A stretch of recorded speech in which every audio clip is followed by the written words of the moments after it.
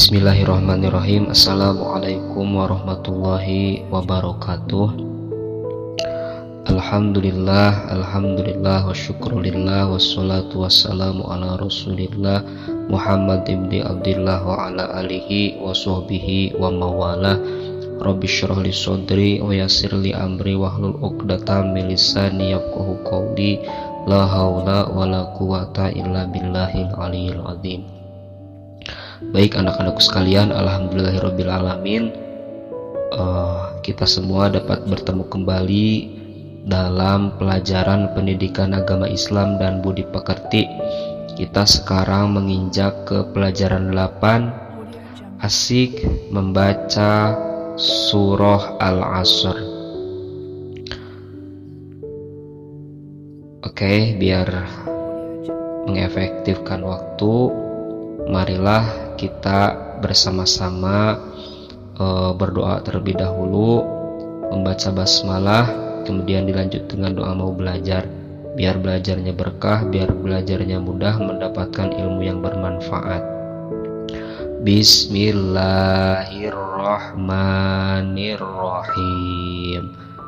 Dilanjut dengan membaca doa mau belajar. Raditu billahi robba wa bil islami dina wa bi muhammadin nabiyya wa rasula. Rabbi zidni ilman warzuqni fahma birahmatika ya arhamar rahimin. Amin.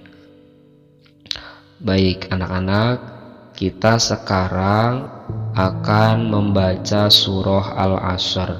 Bapak yakin kalian semua sudah hafal surah Al-Asr, tapi mungkin ada yang keliru bacaannya sedikit ya. Baik, kita awali dulu dengan membaca basmalah bersama-sama. Bismillahirrahmanirrahim.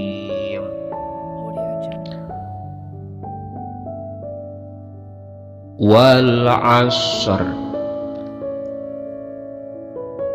innal insana lafi khusr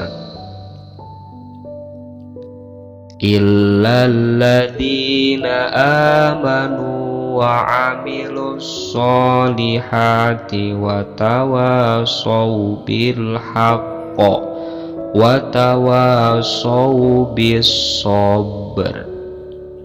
Nah, itu anak-anak ya bacaannya surah Al-Asr. Bapak sudah tulis juga bersama latinnya di bawahnya. Yang belum bisa baca Arab, yang belum bisa membaca Al-Quran, boleh melihat huruf latinnya. Ya, surah Al-Asr artinya adalah wal asr demi masa. Innal insana lafi khusr, sungguh manusia berada dalam keraguan. Illal ladzina amanu wa amilus solihati wa tawasaw bil haqq wa tawasaw bis sabr, kecuali orang-orang yang beriman dan mengerjakan kebajikan serta saling menasihati untuk kebenaran dan saling menasihati untuk kesabaran. Itu bunyi surah Al-Asr. Baik anak-anak, perhatikan. Yang pertama, melafalkan huruf shod dengan benar dan bedakan dengan membaca huruf sin ya. So dan sin itu berbeda. Yang nomor 2, perhatikan bacaan huruf yang bertasydid seperti illa dan inna. Itu ada tasydidnya, maka ada penekanan. Illa, inna itu. Selanjutnya nomor 3, bacalah huruf qalqalah dengan tegas, dengan mantul. Contohnya bis sabr, bisober, kemudian bil haqqo sampai ada mantul. Itu. Oke, Bapak yakin kalian semua sudah hafal surah Al-Asr ya. Silakan dibaca lagi sesuai dengan apa yang Bapak contohkan.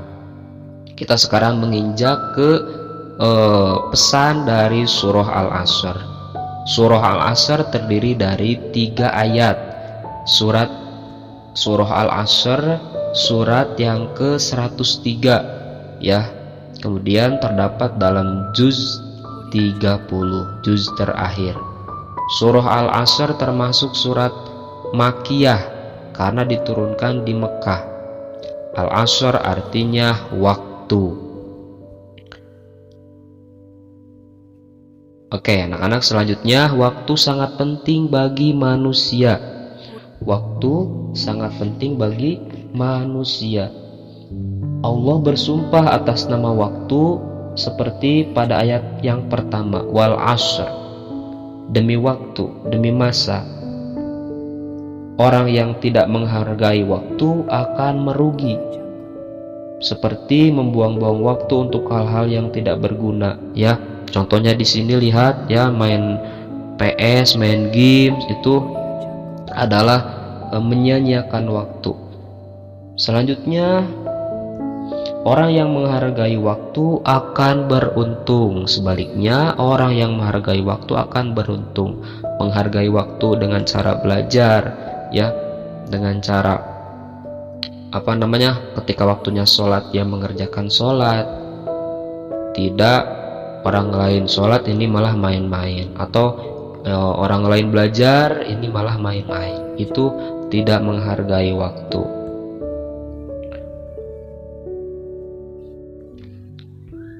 Selanjutnya, surah Al-Asr mengerjakan sifat disiplin.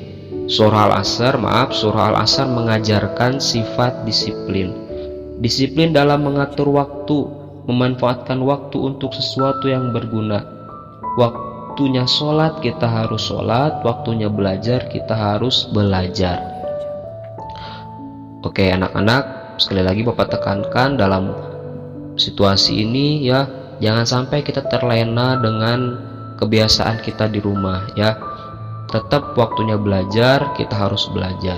Jadi jam 7 sampai jam 12 itu adalah waktunya belajar, maka dipakai untuk menyimak materi dari sekolah. Jangan dipakai untuk main, nanti aja mengerjakan tugasnya nanti malam, nanti saja mengerjakan tugasnya nanti sore. Tidak boleh seperti itu. Karena kalau nanti bisa lupa ya. Jadi waktunya belajar dipakai untuk belajar, jangan dipakai untuk main-main. Orang lain mungkin di situasi seperti ini, di pandemi ini, orang lain belajar ya, tidak main-main. Kalau kita main-main nanti kita rugi, kita tidak memanfaatkan waktu sebaik mungkin. Anak-anak, orang yang sukses adalah orang yang pandai mengatur waktu. Orang yang sukses adalah orang yang pandai mengatur waktu ya. Jadi waktu yang dia lewati itu adalah untuk hal-hal yang berguna, untuk hal-hal yang bermanfaat, tidak dipakai untuk hal-hal yang tidak berguna ya. Boleh olahraga itu berguna, tapi jangan olahraga terus sehingga tugas ditinggalkan, belajar ditinggalkan. Harus dibagi waktunya ya. Harus diatur waktunya.